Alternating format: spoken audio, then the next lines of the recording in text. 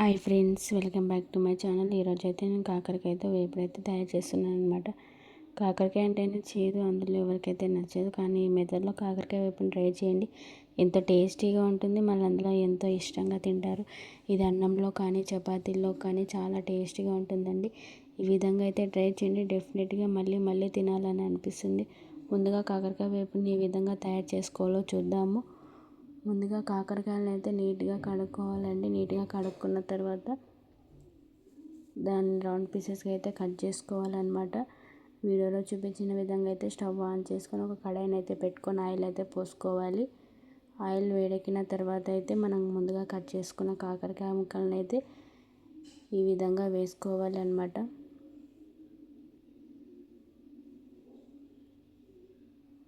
ఈ విధంగా వేసుకున్న తర్వాత అటు ఇటు కలుపుతూ అయితే మనం వేపుకోవాలి. గోల్డెన్ బ్రౌన్ కలర్ వచ్చేంత వరకు అయితే వేయించుకోవాలి. స్టవ్ అయితే సిమ్లో పెట్టుకొని అయితే వేయించుకోవాలన్నమాట.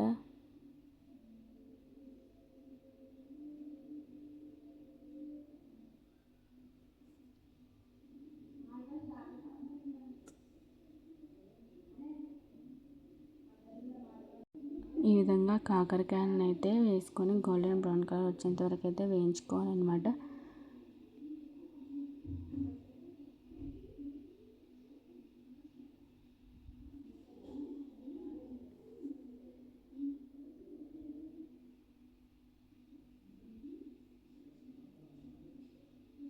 ఈ కాకరకాయలు అయితే వేగేంత వరకు అయితే చాలా టైం పడుతుంది, కానీ మనం చాలా ఓపిక మీద వేయించుకొని కూర వేసుకొని వేపుడు చేసుకొని తింటే చాలా టేస్టీగా ఉంటుంది.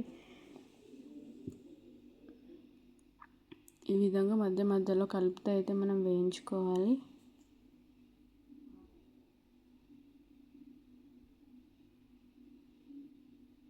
చూడండి, వీడియోలో చూపించిన విధంగా అయితే మధ్య మధ్యలో కలుపుతూ అయితే మనం వేయించుకోవాలన్నమాట. గోల్డెన్ బ్రౌన్ కలర్ వచ్చేంత వరకు అయితే వేయించుకోవాలి.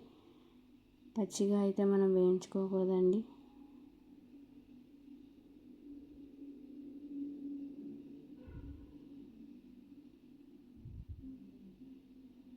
ఈ వేపుని ఒక్కసారి ట్రై చేశారంటే మళ్ళీ అస్సలు వదిలిపెట్టారండి, అంత టేస్టీగా ఉంటుంది. మీరు కూడా డెఫినెట్గా ట్రై చేయండి. ఈ విధంగా గోల్డెన్ బ్రౌన్ కలర్ వచ్చేంత వరకు అయితే వేయించుకోవాలన్నమాట.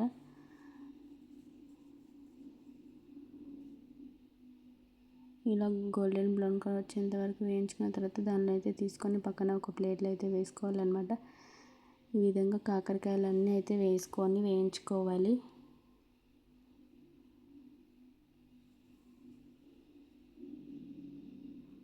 ఇలా అన్ని కాకరకాయలను అయితే వేయించుకోవాలి. తర్వాత మళ్ళీ కడాయిలో కొంచెం ఆయిల్ పోసుకొని ఎల్లిపాయలు అయితే వేసుకోవాలి. ఎల్లిపాయలు వేసుకున్న తర్వాత అదే ఆ కడాయిలో అయితే ఉల్లిపాయలు కూడా వేసుకోవాలి అన్నమాట. సన్నగా తరిగిన ఉల్లిపాయలు, అల్లం అయితే దంచుకొని అయితే వేసుకోవాలన్నమాట. దీనైతే బాగా కలుపుకొని అయితే మగ్గించుకోవాలన్నమాట. ఉల్లిపాయలు కూడా గోల్డెన్ బ్రౌన్ కలర్ వచ్చేంత వరకు అయితే మనం మగ్గించుకోవాలి. ఈ విధంగా మధ్య మధ్యలో కలుపుతూ అయితే వేయించుకోవాలి. ఎందుకంటే అల్లం వేసిన తర్వాత అడగంటిపోతుందండి. అల్లంలో పచ్చి వాసన పోయేంత వరకు అయితే మనం వేయించుకోవాలన్నమాట.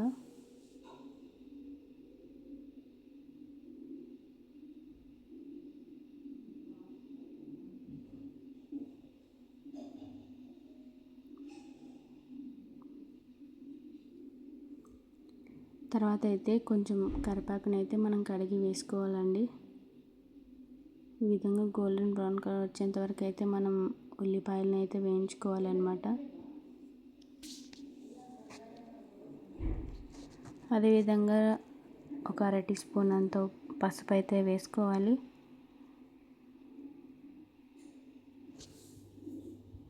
రుచికి సరిపడ ఉప్పు అయితే వేసుకోవాలన్నమాట.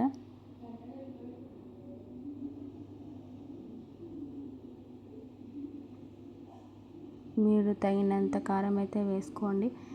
ఎక్కువ కావాల్సిన వాళ్ళు ఎక్కువగా వేసుకోవచ్చు, బట్ కొంచెం తింటేనే మంచిదండి. నేనైతే ఒక స్పూన్ అయితే కారం అయితే వేసాను. వీటిని బాగా కలుపుకొని మగ్గించుకోవాలన్నమాట, కారం ఉడికేంత వరకు. ఇంతకుముందు మనం ఫ్రై చేసుకున్న కాకరకాయ ముక్కల్ని అయితే దీంట్లో వేసుకొని బాగా కలుపుకోవాలండి. చూడండి, వీడియోలో చూపించిన విధంగా అయితే బాగా మిక్స్ అయ్యేంత వరకు అయితే కలుపుకోవాలి అన్నమాట.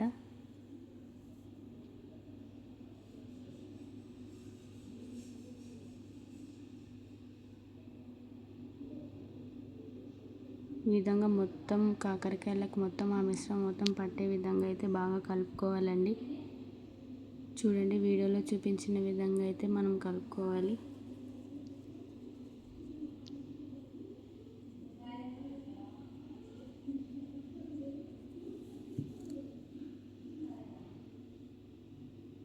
తర్వాత కాసేపు మగ్గనిచ్చిన తర్వాత లాస్ట్కి అయితే కొంచెం కొత్తిమీర అయితే వేసుకోవాలన్నమాట. నిమ్మకాయ అయితే పిండుకోవాలన్నమాట. ఈ విధంగా చేసుకొని అన్నంలో కానీ చపాతీలో కానీ చాలా టేస్టీగా ఉంటుందండి. వీడియో నచ్చితే చిన్న లైక్ ఇవ్వడం మర్చిపోవద్దు.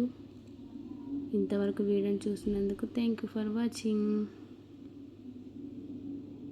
నా ఛానల్ని సబ్స్క్రైబ్ చేసుకోవడం మర్చిపోవద్దు. చూడండి ఎంత టేస్టీగా ఉందో,